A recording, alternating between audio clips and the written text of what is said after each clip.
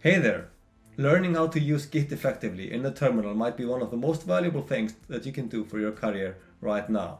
It's something that's going to follow you for years, regardless if you're doing back-end work, front-end work, or DevOps. Committing code is something that you're likely going to do.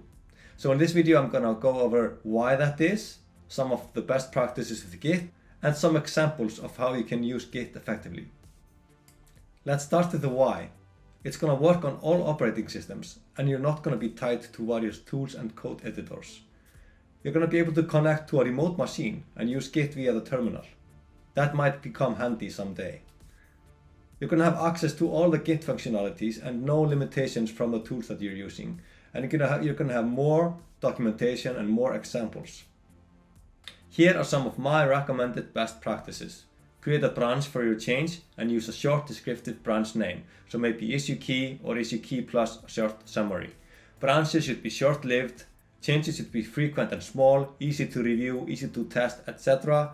Use a descriptive commit message, so maybe issue key plus some description. Commits should be one per branch, so they should be squashed together to a single commit. Make sure that your changes are reviewed by you and others before you merge them. Now I'm going to show you some hands-on examples. To create a new branch, I use git checkout. So I'll do git checkout -b, that's creating a new branch, and let's just call this branch. So I already created it. Then we can navigate back to the main branch by doing git checkout minus. Now we're back in main, and git checkout out minus again, and then we're back in our branch. So let's make a change to our documentation and say here author equals Jacob. And then here in the terminal we can do git status. See, one file has changed. So now we can do git commit a, add, and m, a message. So we're going to add all the files that have been modified, and we're going to have the message. Then we can have the issue key, and then adding author to documentation. Alright. Now we do git status. See, now there are no changes, and we can do git log, and we can see our change here is at the top. So we are not too happy about our recent change. This should be uppercase. So if we do git log, we can see here is our commit, and we can do git diff add ~1 to see the actual change. So the actual change is just a new line and another line with author Jacob. So we want to change this, but we don't want to add an extra commit. So let's change this here to J with an uppercase, and then we can do git commit a, so add, and -- amend. So here we get the change of updating the description. So I'm not going to do that.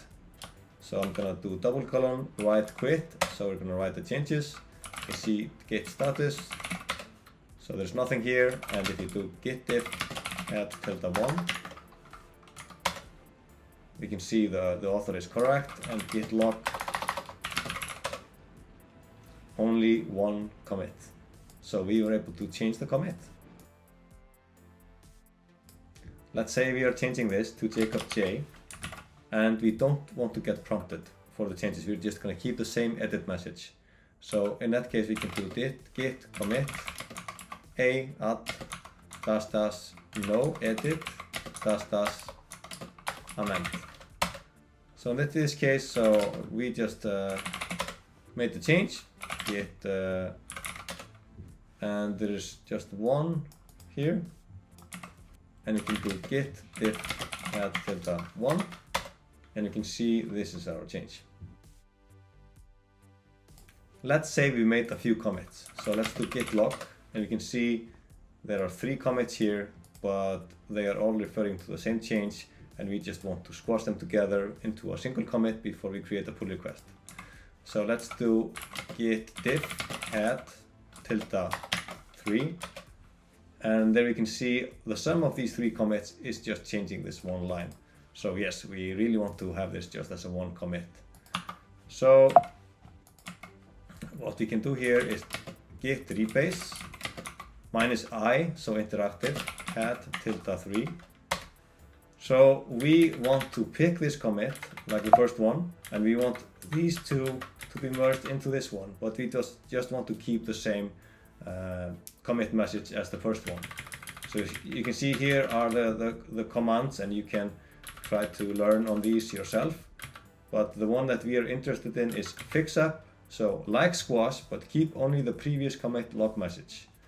So we're gonna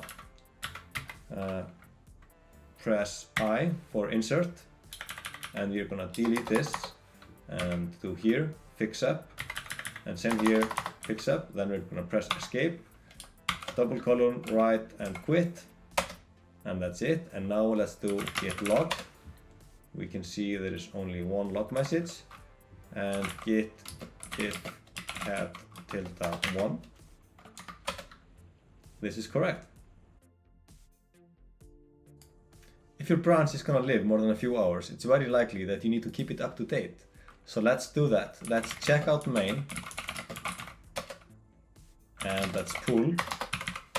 So now we should get all the recent changes done to main. Then we can do checkout, git checkout minus to go back to the other branch. And now we should be able to replace from main. Git log. You can see here the older commit from main has been updated to our branch. So let's say you want to copy a single commit from another branch to your branch. So let's check out the other branch. And let's do git log and find the commit ID that we want to copy over. So it's actually the first one here. And let's do git checkout minus again. So we are in our branch. And let's do git cherry pick and then the ID. So now we've copied the commit over, but there are conflicts, and now we have to resolve them. So there are various tools that you can use. I'm just going to use my editor for now. Getting good at resolving conflicts is something that you have to master in your career. So this is a really simple change, and we're just going to accept both changes. So we get the author and the location, and we're going to save.